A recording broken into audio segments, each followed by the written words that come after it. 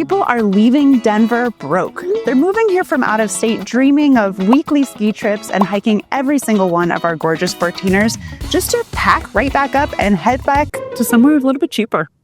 Yeah, but a ton of them are really making it work, and they're staying here making this their forever home. And as natives who have never left the Denver area, we understand why. It's such a great place to live. Now, this isn't a scare video, but it is an ultimate success guide video. So stick around because we're gonna lace it with plenty of tips on how to make Denver an affordable place. We're not gonna Dave Ramsey this for you, but we are gonna give you some good, important tips. Absolutely. We are Jake and Megan Freedle. We are your full-time real estate agents, part-time tour guides to all things Southern Denver living. And whether you're looking to move in 9 days or 900 days, we've got you covered. All of our information is in the description below. Okay. Go!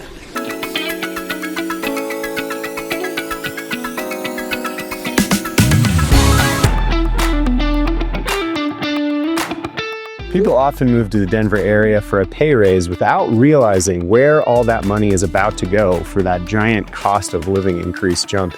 Things like auto insurance, because the hailstorms make auto insurance really expensive, and it's not a very walkable city, so you have to drive a lot. Yeah, I just helped some folks last year move here from Texas, and they knew they were getting an income increase. They knew they were getting a cost of living increase, but they definitely had an adjustment period, realizing some of the finishes in their home they were going to have to give up moving here. Back in Texas, they had some really beautiful high-end finishes, and here they kind of had to settle a little bit. Do they regret it? No, they really don't. They said it was definitely a mental shift that they had to make, but they are in love with their new Colorado lifestyle. They're always out camping, hunting, skiing, and they love their neighborhood and community. Sometimes people move here and start saving up while they're renting for a couple years so they can buy a home. But saving while renting is hard, so it doesn't usually work. It's hard to outsave a market that's appreciating if you aren't coming with much of a savings to get started. Yeah, it turns out the concept of renting for a year or two is a lot like, I'll start my diet on Monday. The good news is that migration in Denver is still net positive. People are still moving here more than they're leaving. So even though a lot of people are packing their bags and heading to the hills, or maybe the non-hills, tons of people are still finding the value in Denver lifestyle, and they're loving it here and making this home. Let's talk a little bit about breaking into Colorado's housing market.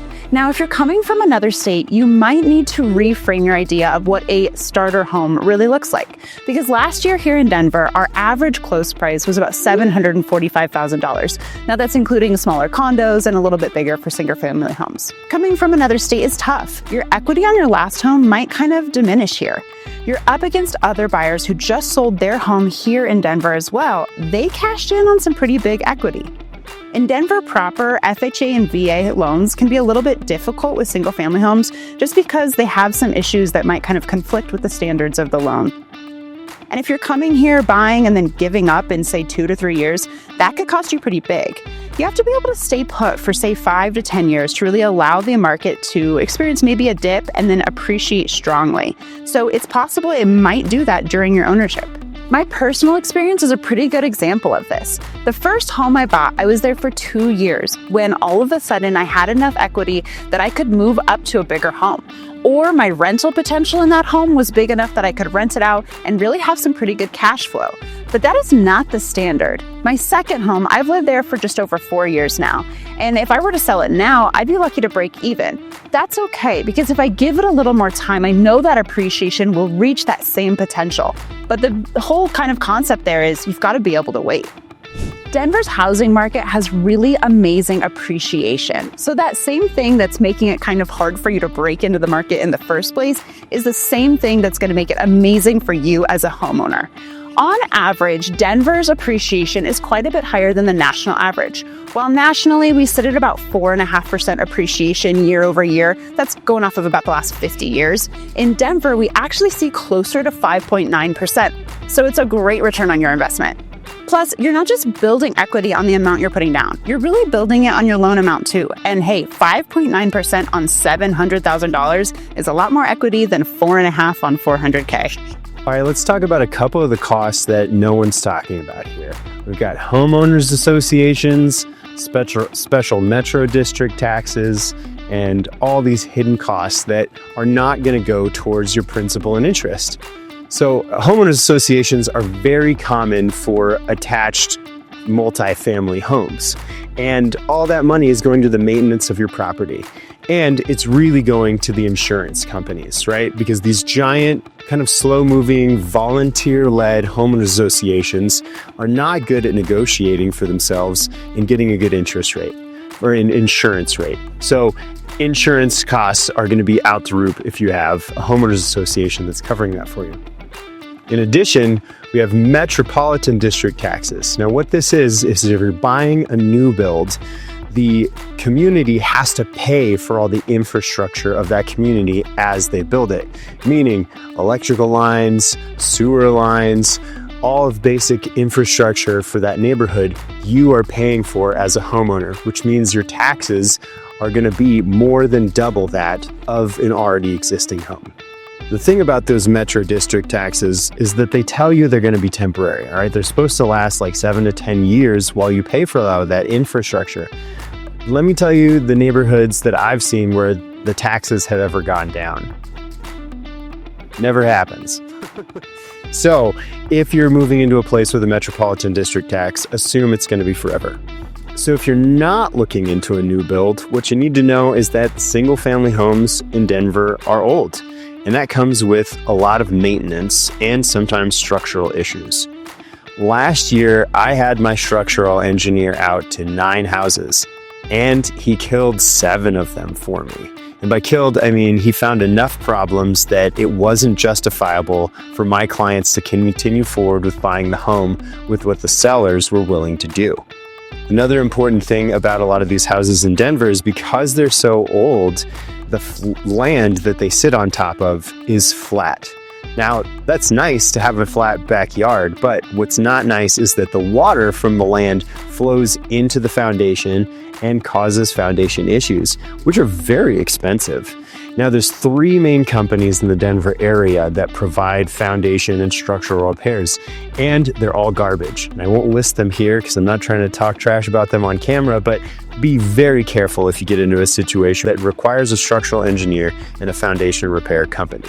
So on top of buying this $1 million entryway house into your favorite neighborhood in Denver, you might also be looking at $30,000 worth of drainage issues to fix on the outside of the home just to protect your investment from the long term. If it's not the foundation, it's going to be the plumbing or the electrical. And oh boy, there's nothing quite as fun as spending your money on windows. These are big ticket costs with a solid inspection and some negotiation for some seller paid repairs. They are not unnavigable. So don't let it stop you from buying the house, but you need to be prepared for the cost that's coming along with it. And to make matters worse, Denver is notoriously difficult to work with for remodeling homes, especially if you end up in a historic district like the Potter Highlands. So be really careful there. And that's what we're here for. We're here to help you make sure you pick out the right neighborhood where construction is possible and point out all of the big issues so that you're not getting yourself into a total money pit of a house that is going to be way more work than it is fun to live in. We have some of the best inspectors and engineers on our team.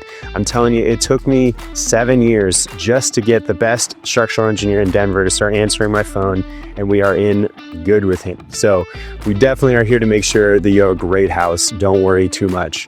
And for all that I've talked about the expenses, Denver has some of the lowest taxes in the country. The Denver area is consistently referred to as one of the greatest places around to raise a family. And as someone doing exactly that here, I have to say, I 100% agree. But we've got to talk about the elephant in the room. Colorado childcare is significantly more expensive here than the national average. And this is something that I definitely understand.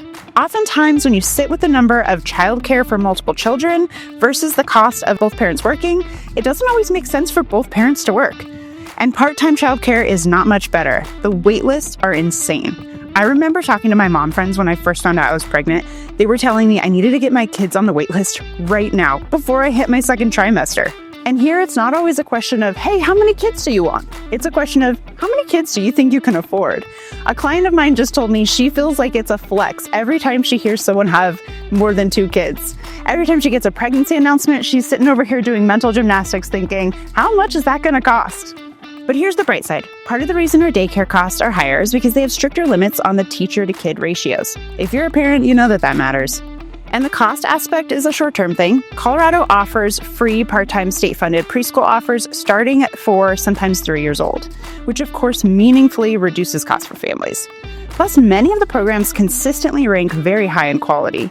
And there are a variety of Montessori programs and more unique programs like outdoor childcare programs. So there are some important reasons why people get here and then tuck and run. And we've got some tips and tricks for you to make sure that does not happen to you. One of them is prepare seasonally. So there's a flow to the typical season in Denver, and that typically is that spring and early summer are the busy times where there are more bidding wars. So if you're looking to buy a home between February and May, it's going to be competitive, which means you're probably going to be facing bidding wars, frustration, and shopping a lot more than you really need to. If you can plan on giving yourself the summer to shop, we really have a lot more inventory opening up between May and August. And more inventory means you get to make a slow, steady choice, and you have a great selection of homes to choose from. And the reason that's important is that, one, you're going to be able to negotiate a better deal with the seller. Maybe you get some closing costs. Maybe you buy down your interest rate a little bit. And it's also going to mean that you choose a great house and you don't have to compromise based on feeling rushed, like you keep losing house after house and you just have to buy something. I watch people get into this pattern all the time and it leads to bad decisions. And the most expensive thing you can do is buy the wrong house and set yourself up to have to buy another house in a couple of years, because there's tons of costs involved in selling the next home, your loan for the next home, and it's extreme high cost to your personal satisfaction and your emotional well-being. All right, so what can you do about this problem? Number one, if you're signing a lease, whether it's back home or here in Denver, as you feel out the neighborhood and try and figure out where you want to live, leave yourself plenty of runway before your lease ends. Meaning, if your lease ends in the fall, then you can start shopping in the summer and you can have a couple tries to maybe bail out on the house if there are some big problems on the inspection that are going to cost you a lot of money in the long term. Or it just gives you time to get into the really fun shopping season where you're going to have plenty of inventory to choose from. And when you put in an offer, this also means you can really stick to your bottom line. You're negotiating because it makes sense, not because you're up against a move-in deadline. That flexibility alone can save you tons of money and a lot of stress. So a little more on choosing your Denver home that rewards you financially. The Denver market really rewards versatility.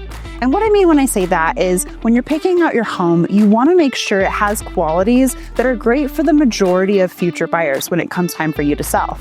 You want to think, are there multiple bedrooms on one floor? That'll be great for future families with kids. Are the finishes hyper unique to your preferences? That's totally okay if you want to make your home, well, like your home. But if you make it hyper niche, lots of changes that are specific to you, and you don't plan to be there that long, it might be good just to make sure those are fairly easily reversible. And remember, if you follow these tips, your appreciation is going to reward you. Denver's appreciation is really strong for the people who play the game right. All right, well, now we need to talk about home maintenance. Home maintenance is definitely worth doing some preventative maintenance, making sure we're doing things to take care of your home so that things don't get really expensive down the road. Colorado weather is very hard on houses. We've got sun, we've got snow, we've got wind, we've got hail. So it's all going to be really hard on the paint and your roof. So you're going to want to have a pretty good relationship with your roofer, so you can have them come out and check every spring after the hailstorm, make sure your roof hasn't gotten completely dinged up. And you're going to want to talk to your insurance agent, make sure you have a good policy that's going to cover the life of the whole roof. As far as paint goes, you probably need to paint your house once every 5 to 7 years or so. And painting a home can run anywhere from $4,000 to $10,000, depending on the size and detail orientation of your home.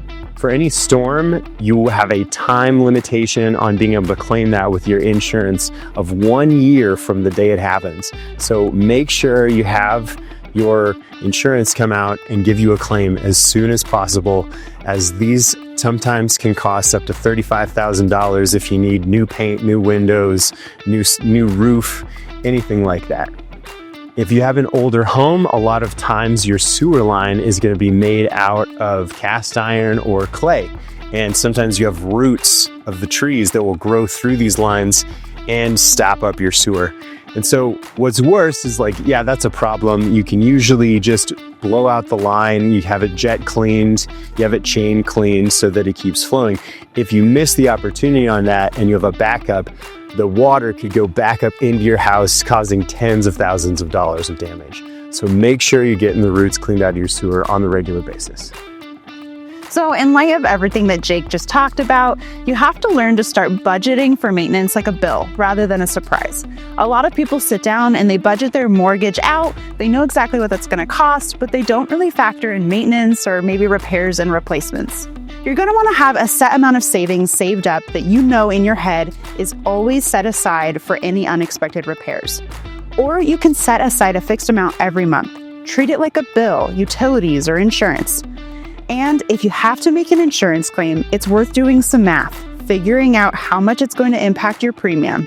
I hate to say it, but sometimes it's actually more costly when you factor in your deductible and all your premium hikes to actually go through insurance than to pay out of pocket. Just make sure you've done all the math on it. And listen, all my clients know when they have a big repair or some even smaller maintenance items come up, they come to me first. I have a huge network of contractors and really trusted referral sources that can get things done for you for the right price.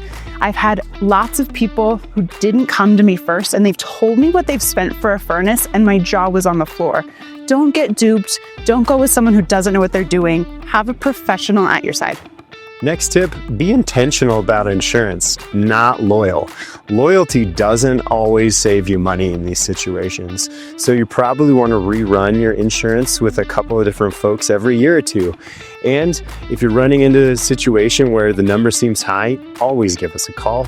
We know when we price these things multiple times a month every year. And so we're here to tell you what's happening. And just a little background on this situation.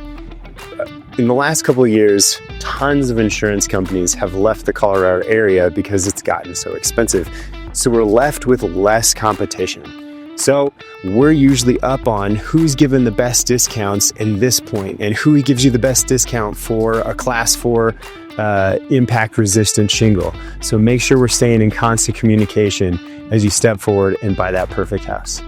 My next tip for you is going to be about childcare, and just that the planning needs to happen kind of early on. Yeah, those wait lists are long, you need to navigate that, but you need to have time to compare all the different programs, really see what their costs are, make sure the hours align with your work schedule. You can look into all the different programs, including home daycare options. That might be a viable option for you, especially if you don't need full-time care. It's usually the most affordable option. There are also ways to mitigate your costs by choosing a different neighborhood. You don't have to live in the Highlands in Berkeley to have a really good quality of life in Denver. There's lots of beautiful places to live. And the town gets significantly less expensive as you go farther away from Denver and as you go farther east. So the only thing you want to be aware of there is that you want to balance affordability in the present with your long-term appreciation. Okay, the closer you are to cool things, history repeats itself, and those nicer neighborhoods are going to appreciate better. Things appreciate better on the west side of town. So we want to put all these things together, but not to say there's just plenty of really nice suburban neighborhoods and neighborhoods out east where you're going to save yourself some money. So make sure you're checking out all of our videos for guides to all of those great neighborhoods, including some of the more affordable ones. So yes, Denver is expensive. There are some ways to make it a little better, and we hope that our tips are helpful for that. So if you're ready to take the plunge, now it's time to pick out your favorite neighborhood in Denver. So plan a trip out, as your part-time tour guides will help you plan a fun itinerary of things to do and see while you're here, and we'll take you out to see a couple of your favorite neighborhoods. And subscribe because you can get videos of all of our neighborhood tours and more, and you can be the very first to see it all. See you soon.